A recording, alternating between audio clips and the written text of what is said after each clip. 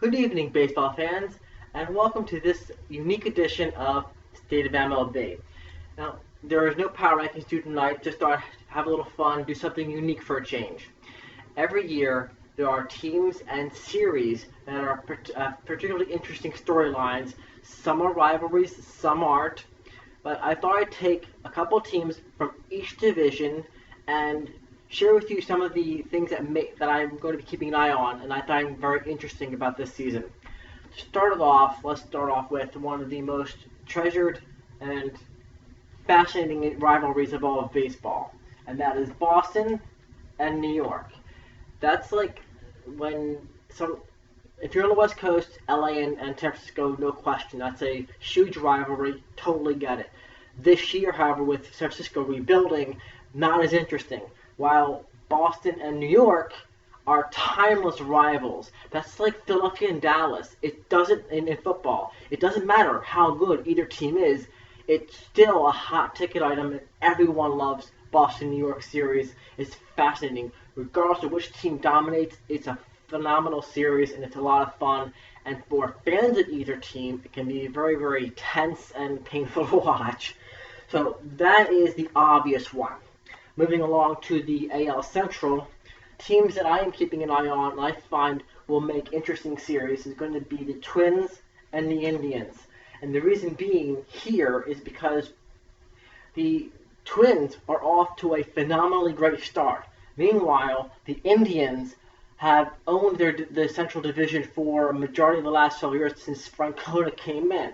So whether you're watching just the individual teams or you're watching them face off against each other, it's going to be interesting and fun to watch this series and see how that unfolds throughout the season.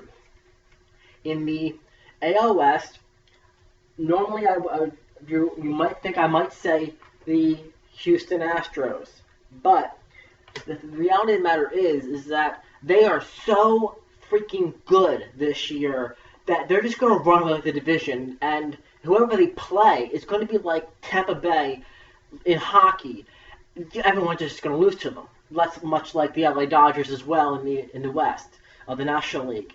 So with that having been said, kudos to the Astros. Keep up the great work. But for purposes of entertainment value, I'm going to go with Seattle and Oakland in the AL West.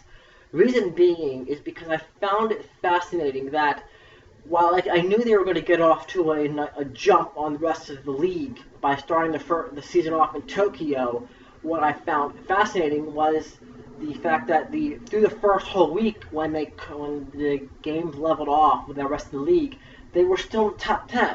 And granted, they've fallen off since then, but every time I see Seattle and Oakland, whether it's home or away, either way, I'm keeping an eye out to see how those unfold. Now, granted, they're both not going to make the playoffs, and they're not the most interesting storylines. These are teams that are perennial losers in the sense that they have done a lot better under Billy Beane, and Seattle had a great start, but have not made the playoffs since early 2000s. So neither team is expected to do particularly well this year, but I still find it particularly interesting to see how they do facing off each year. Facing off throughout the course of their 18 games this year. Moving on to the National League East, you've got the Philadelphia Phillies and the Miami Marlins. You can't ask for a more lopsided setup here. The thing is, I'm not as so much focused on the series between Philadelphia and Miami as much as it is the individual teams. Philadelphia, Major League, loaded up and stacked this year. I'm fascinated to find out what they can do with that talent and what they're going to turn into for the season. If they take the division, if they go deep to the playoffs, to see what they can do. Miami, for the exact opposite reason. These are perennial losers. They've won the World Series twice, and there's only 2 times in their entire franchise history that they even made the playoffs. And this year, it's by Miami standards, even to see how well many games they can win.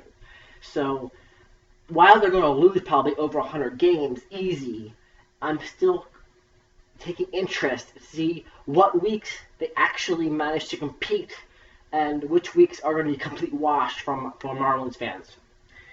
Going into the National League Central. Now, I normally pay attention to the Chicago Cubs because what Joe Madden did with the Tampa Bay Rays was nothing short of miraculous. He took a team that was bottom of the division, AL East, and actually made them competitive.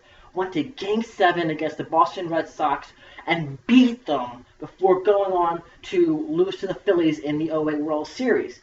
Now that the Cubs have Joe Madden, he took them to their first World Series championship since like 1900s, 1916 or something like that. I could be mistaken on the actual year, but the reality about it is he did something nobody else in our lifetime could do. Took the Cubs to World Series. Had they been as good since? No. But they're still worth keeping an eye on for the Madden factor. Now, the Milwaukee Brewers are off to a phenomenal start.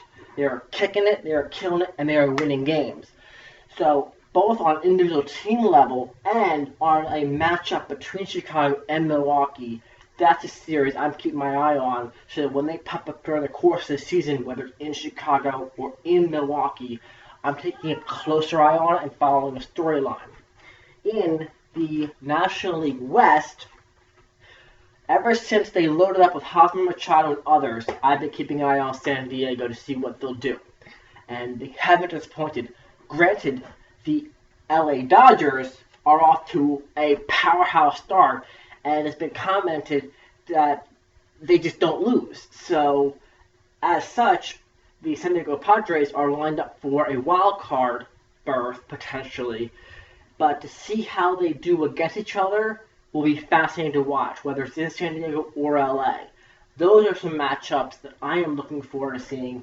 These provide extra intrigue over the regular season schedule. Now, granted, I love all of baseball, so I'll be tracking all the teams. So if your team wasn't mentioned here, I mean with all love and respect in the roles for you, I'll be watching them and following them anyway and keeping tabs on them. But when it comes to that extra level of interest and intrigue, some fun storylines here. Some honorable mentions that when I do keep a close look on, even if they're not one of these storylines here, is going to be your Atlanta Braves, your Pittsburgh Pirates, and your Houston Astros. All three teams have the potential to do any number of things, either become a surprise in the playoffs or just tank. Obviously, I don't expect that from Houston, and I'm expecting them to cruise to deep in the playoffs, ALCS at least, if not the World Series. Having said that, I still find Pittsburgh and Atlanta to be very interesting team-building stories. Whether or not it amounts to anything or not remains to be seen. But, in the meantime, these honorable mentions aside, these are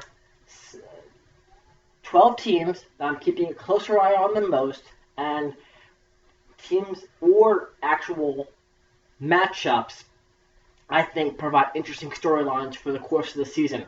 Having gone through the first fourth of the season, they've already demonstrated a lot of potential for making some interesting games.